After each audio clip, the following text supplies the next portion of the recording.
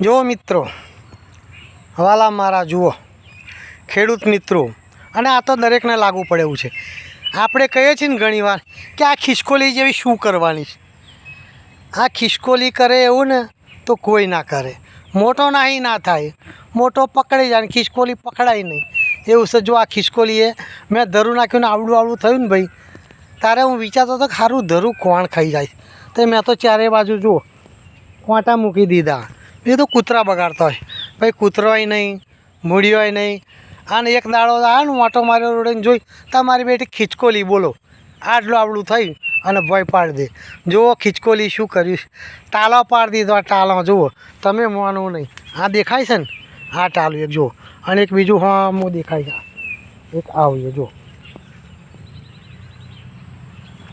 આ ખિસકોલી કરે એવું તો કોઈ ના કરે ભાઈ. જુઓ આ ખિસકોલીમાં કારનામાં હવે ધરું તો થઈ ગયું છે, પણ આ પાથરા જુઓ ને, આ પાથરા પડ્યા એનું શું કરવું? દવા ફૂંકાય તારે લાગે ને, વાના રીંગો મારીને ભોયમાં ગાલ દઈએ તારે.